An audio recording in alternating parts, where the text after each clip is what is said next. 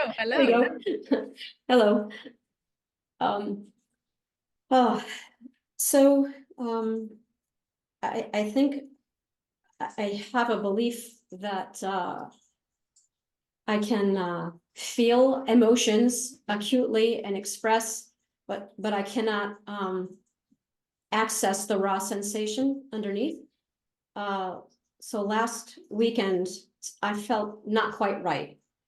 And then by Sunday evening, I was craving all kinds of sweet things, which is a little out of character for me, but it's a familiar pattern from the past. When I would have depressive episodes, I'd want to distract with all this sweet stuff. I'm like, oh, that's very interesting. And the next day I woke up, and when I woke up, it was like a deep depression was the label. And I felt like I had been surrounded by thought fragments all night, heavy. They weren't even complete, just random heavy thought fragments. And so I decided, okay, let's explore the sensation. So I went into meditation with the intention of feeling. And I felt nothing. I looked everywhere, and I started to do an inquiry as to, okay, if this is depression, what is it? Where is it? What's underneath it? And as I'm speaking, my sweet greyhound Julie has found my lap. So I was very frustrated at the end of the half hour. The intention was to meditate an hour and feel my shit, and it wasn't happening. And I was feeling depression as the only thing I could call it. So I went back to bed. And when I woke up, the depression was gone. I was very clear, and it's like everything was fine. Because I'm also in the habit of, although I don't like it, I do my best to welcome like whatever shows up, all these parts. So I think that it was the next day when I was talking to my friend Alan about the whole thing, about my frustration and not being like, I really want to do this. I think it's important there. I have a belief that there's all this trauma that's stored up, and I've got to like feel it so it can be released. And I couldn't find it. I no distraction. I sat there, I looked and there was nothing there. And he said, oh, that's very interesting. There's nothing there. And then so we got into this thing like, oh, it's kind of like the self. You're looking all over for this self, you're certain is there. And okay, where is it? Where is this elusive self? Where is this elusive depression? Yeah. So, okay, so then I've been seeing this, she's a physical therapist, some type of somatic therapist, where she's been doing a lot of work in the pelvic area because I have some tightness in my jaw, and I also have some difficulty in the pelvic area. And when she works, like stuff happens, there's movement and there's release of emotions. There's a lot of memories from the past coming up. So that's a separate thing. And then the final piece, my husband, Joseph, and I have not really had much of a sexual relationship for whatever reason. It hasn't come together. We both have and it was just so traumatic, I think, to look at it. We just tabled it for decades. But lately it's become clear that, hey, let's look at this. And so we've been working with a tantric practitioner. And so yesterday he had gotten home early from work, and he invited, hey, you want to do this tantra practice? I'm like, okay.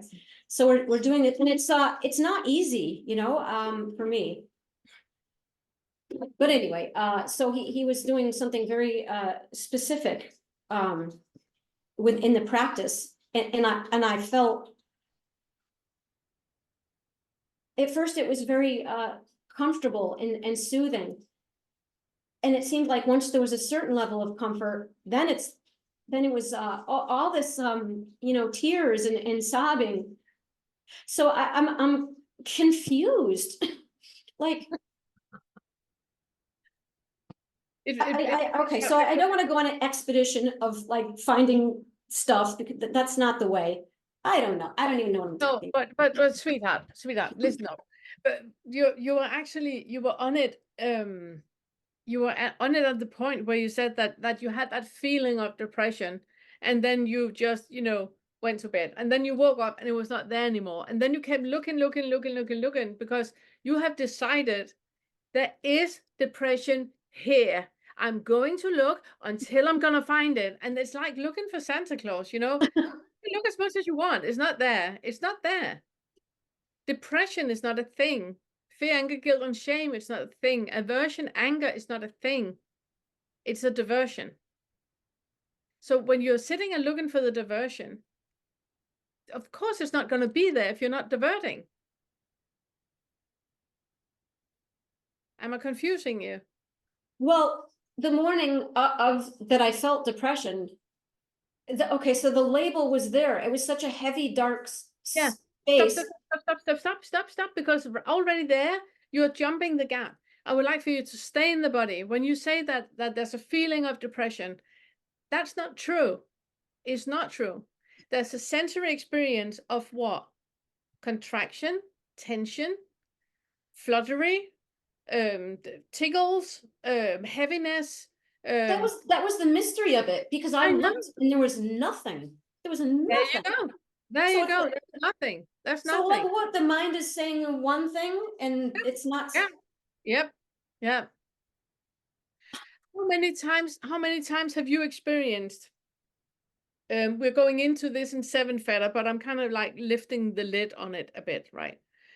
How many times have you experienced that you suddenly start to be annoyed or angry or feel, upset about something that somebody says, and you can watch yourself and you can see yourself, and this is ridiculous because what they're doing is nothing, but you feel like indignation and frustration and all of that, and yet the situation does not add up with that vroom that is happening in you. It's because it's not about that. It's not about that. They are just the outlet. There's something underneath that. Something happened previously. And now you're just venting about them because that is much easier to project it onto them than seeing that it's something in here. So when you say that the thought tells me this is depression, but I can't find it anywhere. What do you make of that? It's like the thought saying, I can't even come up with anything. I can't even come up with anything. The thought saying you're broccoli, and yet you have legs and broccoli don't have legs. It's that, but I must be broccoli because the thoughts are telling me that I'm broccoli. Well, You're, it's so you're looking for something that's not there. You're looking for something that's not there. Depression is just a label we put on a diversion that we have. Away with the label, into the body. How does it feel to be in the body right now? And you say, there's nothing. Okay, sit there. Stay there. In that space where there's nothing. Can you stay in a body where there's nothing? There's not a problem. There's not an issue. There's not anything. It's just empty space. Can you stay there? Does there need to be a label on it? Part of the non-self and seeing through self is that all the labels vanish. And you keep looking for labels to put on the vanishing of labels. Just like the tantra you were doing with Joseph. When you're doing the exercises and something come up, can you allow it just to be there? You don't need to put a label on it. Who needs to put a label on something? It's only the ego that needs a label. If you can stay in a body where it's like a weather pattern, like Todd is normally calling it, it's just a weather pattern that is happening. Now there's a weather pattern of crying. Oh, the weather pattern of crying just stopped. Now there's a weather pattern of lying, of laughing. Now there's a weather pattern of, so whatever is just coming and going and coming and going, just like a shadow from a cloud on a lawn. It doesn't leave any mark, but there is a shadow, but it doesn't leave any mark. You just allow it to be there, and then it just floats by again. When we put a label on and we try to do something out of nothing, it's in the seventh feather that the issue is. And very, very often it's just the ego that wants to be entertained. This is boring, the ego says, when I'm sitting and meditating and there's just silence. I'm bored.